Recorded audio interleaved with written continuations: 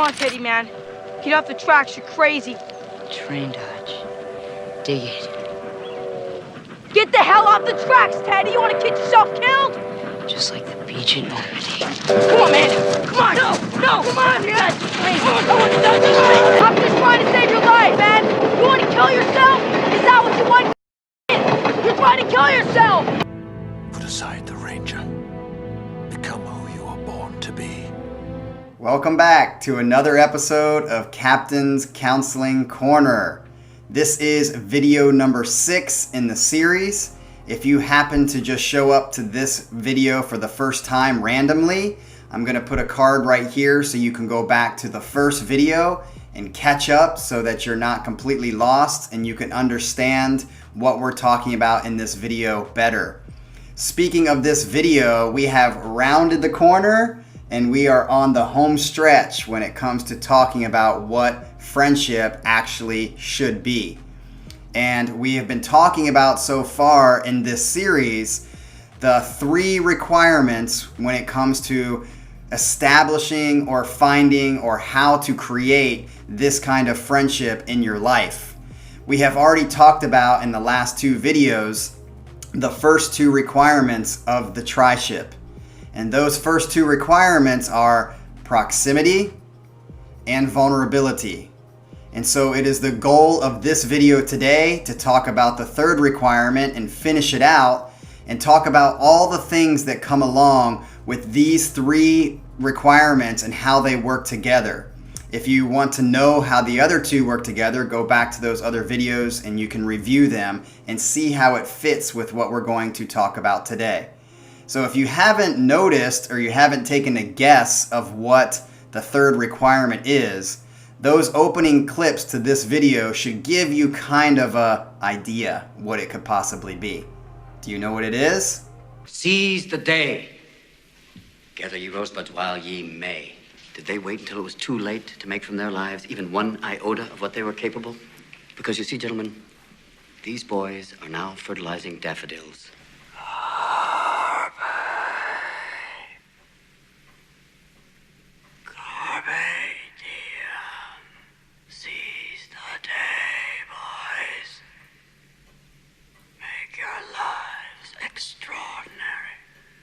So the 3rd requirement in the tri-ship is usually the one that is easily misused or abused. The other 2, proximity and vulnerability, are usually either ignored or not done very much in a relationship.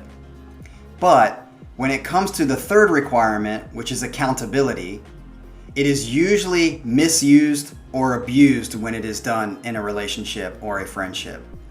Basically, accountability just means holding someone responsible. Accountability and responsibility kind of go hand in hand. They are almost synonyms. You're coming to the meeting this afternoon. I don't know, maybe. What is that? You're in the club. Being in the club means being stirred up, I think. You look about as stirred up as a cesspool. You want me out? No, I want you in. But being in means you gotta do something, not just say you're in. But what I want to talk about after we really get into this idea of accountability, I really want to separate exactly what I'm talking about, because I think the very first thought that comes in people's mind is an actual wrong assessment of what accountability actually is. And this is directly influencing why people are misusing it and abusing it. So another story time. I want to talk about this to help you get a context in which to view accountability and where I'm coming from. So when I was back in my master's program, I was at this small school. It was in a small town, and I had been there for 7 years now, and I was about to graduate. And I hated where my school was. It was a small town. I'm a big city guy. I like the atmosphere. I like the activity that goes on in a big city. And this was just a small town kind of feel with churches on every corner. Everyone knew your business when they shouldn't. There was very little privacy going on. So when I graduated, I was ready to get out of there. I'd been there for 7 years straight. So when I graduated, I moved back to Columbus, my hometown, and I became a professional dance teacher at a ballroom studio. So there was some good that came out of that. And even though I was living in Columbus, I told you that some of my friends were about a year behind me and they needed to graduate their program the next year. So when I moved back to Columbus, we were still friends, and at this time we were pretty close. When I was living there that last year before I graduated my master's program, we were hanging out daily, almost daily. And just like I described in the first video about the hot tub during New Year's Eve in 2000, I would spend time with them almost a day-to-day basis. We were having proximity. We were also having vulnerability, because when we were together, we were talking deep, we were talking surface, we were laughing, we were crying. Every time we got together is exactly what I've been expressing of what I want my life to be as best that I can, most of the time as I can. And we were living this lifestyle. And I moved back to Columbus, so we were keeping in contact. I would call them on the phone. I would visit back at school on the weekends sometimes. They even would come to Columbus as a group and visit in Columbus sometimes throughout the year. So when the spring came, so this had been maybe 6 to 7 months since I had graduated and moved back to Columbus. I came back to where my school was, which is about a 3.5-hour trip from Columbus. And we were hanging out, doing the friendship idea that I think is what it should be.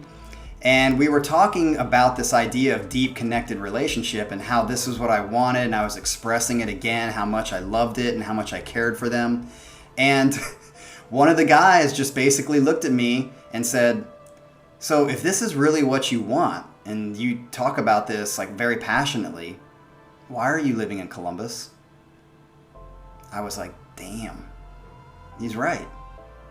That totally hit me directly, logically, emotionally, and I said, yeah, that I shouldn't be in Columbus. So literally May, so this has been about a month later after we had this conversation, I quit my job and I moved back to where I hated to go.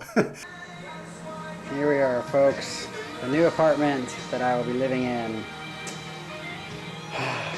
Because I was putting these relationships first on the priority list, not my job, not the fact that I hated a small town, not the fact that I loved a big city, and I moved back to where my friends were. Now, this was just a little example of what accountability should be, but I want to focus on a subtle difference in the example that I gave to show you what accountability should not be and often becomes, and this is why it is misused and abused. Because people make a wrong assessment about what accountability actually is. So accountability without proximity and vulnerability attached to it is legalism and judgment. Let me say that again. Accountability without proximity and vulnerability is legalism and judgment. This is a very, very important key, because I think this is what accountability is thought of and what most people think accountability is. Accountability is not just telling someone something they shouldn't do. And this is something that we are actually seeing take place in the United States right now. So in the United States, one of the things that's causing this huge problem is that people don't have these close relationships, and they're just telling these people to stop doing what they're doing. No, you stop what you're doing, and this is wrong, and this is wrong, and you shouldn't do that, you shouldn't do that. But there's no proximity there. There's no vulnerability there.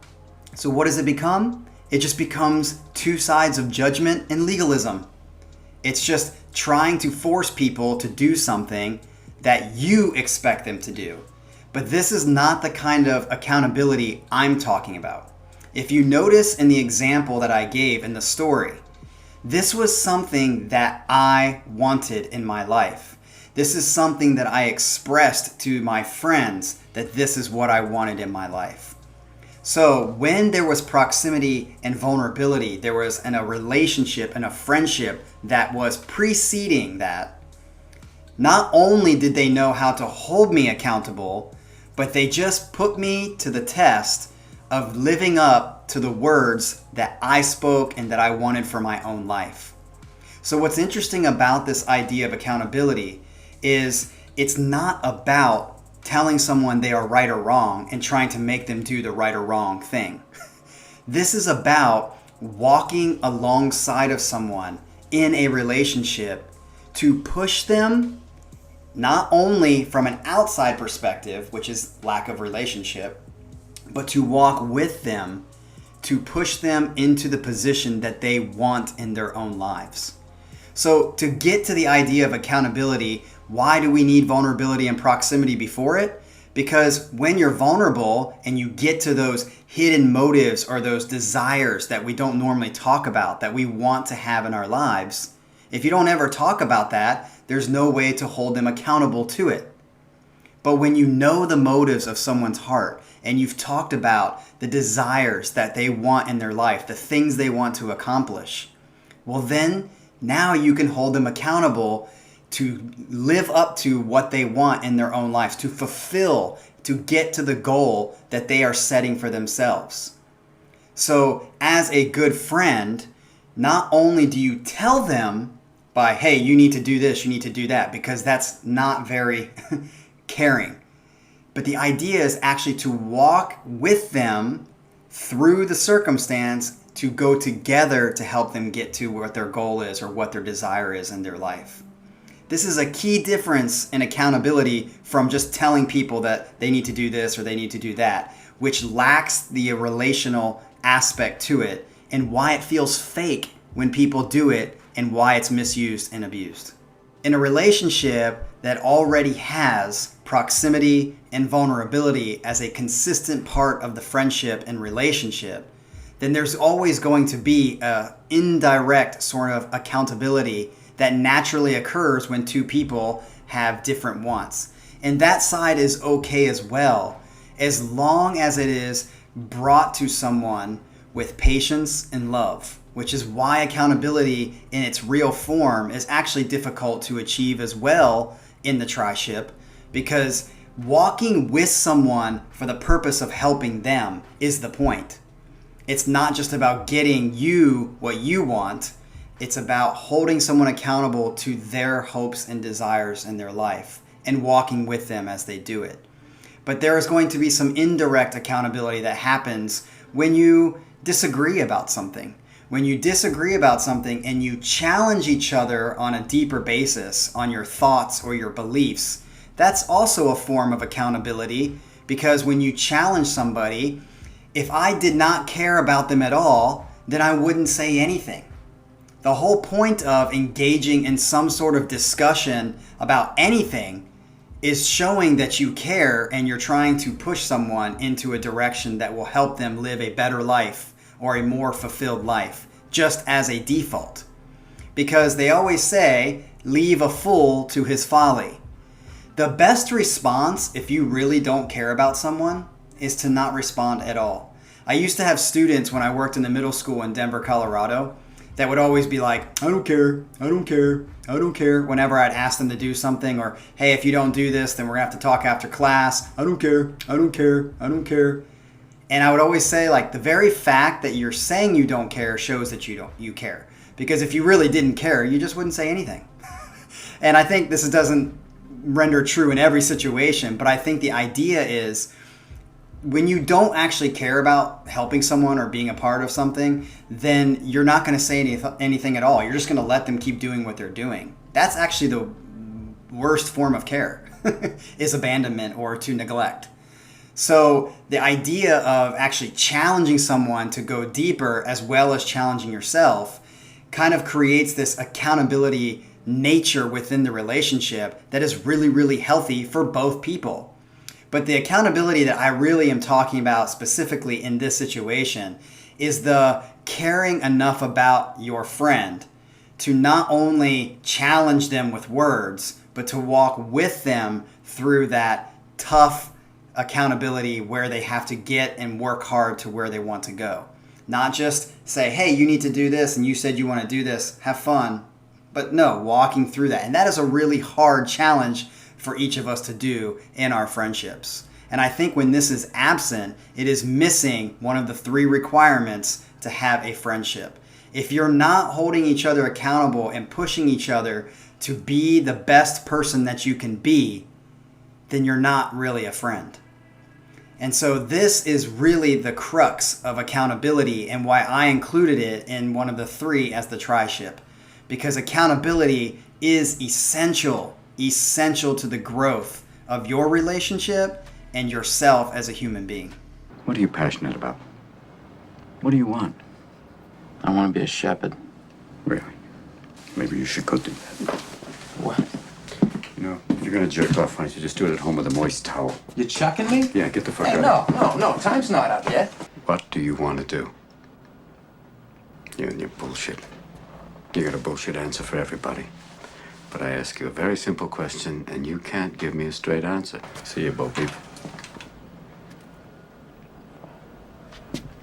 Fuck you. You're the shepherd. Accountability is actually a great gauge for you to determine where your relationship is with somebody, because it usually tends to fall on two extremes. On the one hand, in most acquaintance relationships that are not very deep, there isn't much accountability at all.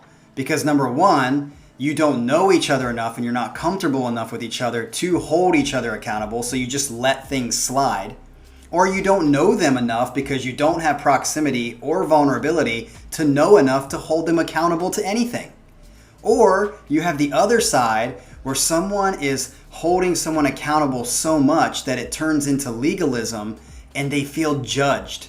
I can't tell you how many people, when they talk about friends they've had in the past or friends that they have currently, when you talk about why they're not vulnerable or where the vulnerability is missing in the relationship, it usually comes down to, I feel judged by them.